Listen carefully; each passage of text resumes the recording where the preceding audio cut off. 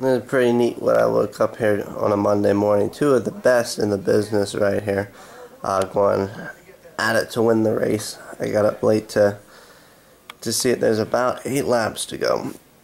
Marcus Ambrose is, I've followed the saga with him for a long time. I love the road tracks where all basically the same drivers are always near the top, the ones you know you have to beat. Kyle Busch is just special and awesome at everything, but I want to see what these guys are going to do on here, because Marcus Ambrose is one of the greatest drivers out there, and what's eluded him from a win on these left and right tracks has all been weird nonsense. He's in the 9 car, Kyle Busch is in the 18 car. These are like two of the smartest people in the world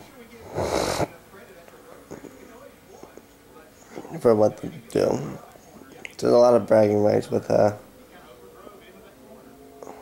winning this one on each other, and it's neat on a Monday kind of feel. The cars may not have enough fuel to get back around here because they extended the race a little bit, and it's also starting to rain a little bit, so it's pretty neat. Juan Montoya from Formula One come over here. He's in 5th place. Jimmy Johnson, the 5-time champion, 6th place. Brad Keselowski won last week, and the Waltrip car in there, Martin Truex Jr. So it should be pretty neat here, and I'll let you guys watch.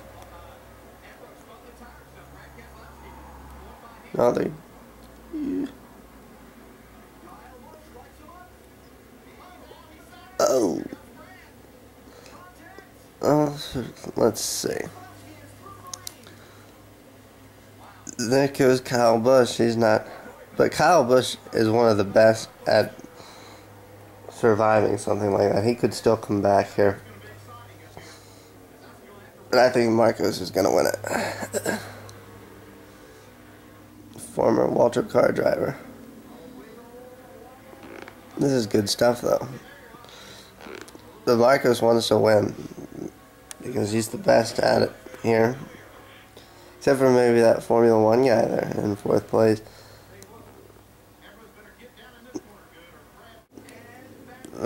We're going to lose everybody here on the last lap.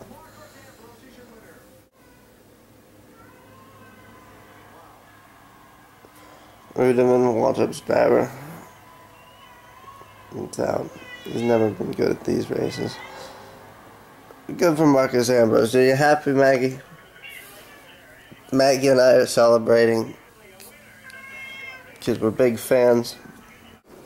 So I have a message and a theme this Monday morning, and I have a hard time explaining this, but I think it's if I can express how important it is to me, and it might not be in the way you'd originally think from the context that this is being spread to you, but I have my Bible out, the first chapter before the New Testament, and I'm going to read a little bit here.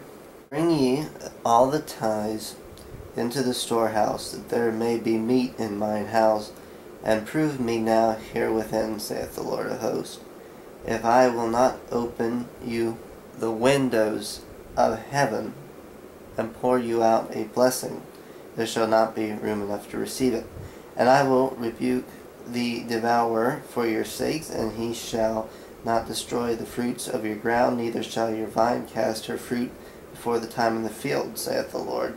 And all nations shall call you blessed, for you shall be a delightsome land, saith the Lord of hosts. Your words have been stout against me, saith the Lord. Yet ye say, what have we spoken so much against thee? Ye have said it is vain to serve God, and what profit is it that we have kept his ordinances, that we have walked mournfully before the Lord of hosts? And now we call the proud happy. They that work wickedness are set up. They tempt God and are even delivered. And this is Malachi 3:16, and that is going to be today's name, and it's going to be the door that we're going to open to talk about what I'm going to try and talk about. Then they that feared the Lord spake often one to another, and the Lord hearkened and heard it. And a book of remembrance was written before him for them that feared the Lord, and that thought upon his name. And we're going to dive down that vortex here on Malachi 3:16. Because I will tell you, there's a battle against my intelligence, and I guess sheep's and wolves in sheep's clothing kind of things. Whereas I look at mainstream Christians, like say some of the GOP candidates who are up there, Michelle Bachmann, and let's not use names. And I see just this glaring, blinding ignorance that I think there's a greater chance that if you're religious, you're going to be stupid. You're going to be dumb. And I don't know if everybody sees that, but all the places around the world, they have their religion that's fixed into their culture. And you can look, and they say the same ignorant-minded things. It's almost as if to be religious, you can't be a scientist. You can't study. There's a blockade keeping you from processing information. Like, no, I can't do this. I can't do this. And so I have emotional allegiances with religion itself, but they're not from faith, you see.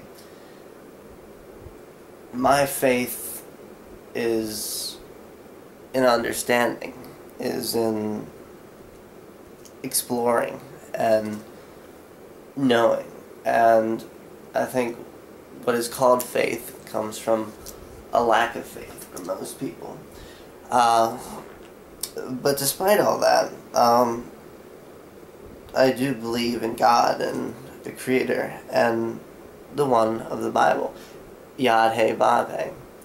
And we can't judge God through man. And ever since I was little, I keep a running inner head dialogue.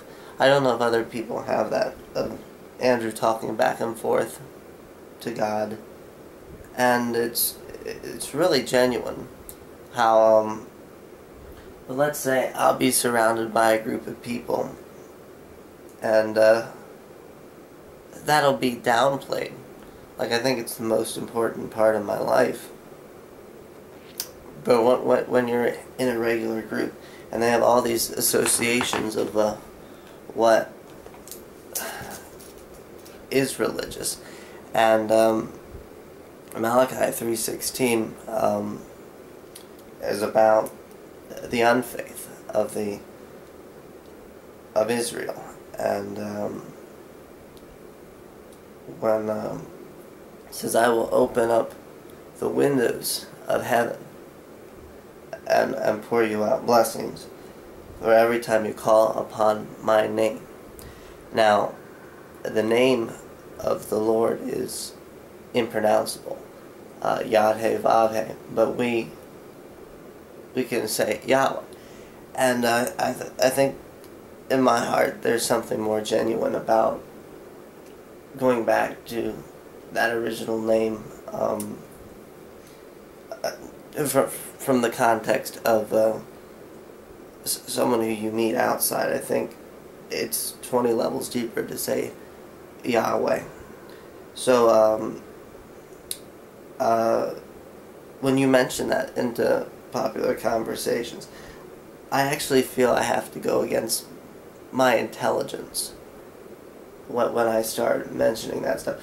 But I know, we go to, I don't know, the 4th chapter of the Bible. We thought we can eat from the tree of knowledge and good and evil, be our own righteous judges, and discern from our own assimilations what certain things mean. So there's I think something special in the remembrance book of every time you say that name in a popular conversation. Someone who didn't study all the paths you studied would be like, what? Now you're bringing religion, you're bringing God or Yahweh into this. And those, I don't believe in any of that kind of stuff, and that really makes me upset, because religious people don't do God much favors, and from their changed life you can actually tell that it actually hurts them, rather than, because like, I don't understand much, and I'm a smart person. I mean, in my pattern, the way I simulate, the way I process information, and I know they're not any smarter than I am, and I say that humbly, but I can absolutely see how Bible study, someone says, oh, I'm not good at math, and they take to Bible study. Well, they get a D- in math, and they get a D- in their regular life. But having said that, there's a spiritual connection through the prayers, and I think Yahweh Vave, over the open air. I think when we put those thoughts out into the universe, there's no saying what we can't do. So that's pretty powerful, Malachi 3:16. Remember that each time you stand up for that, and it's really standing up for my allegiances, that it's written down somewhere, even if you don't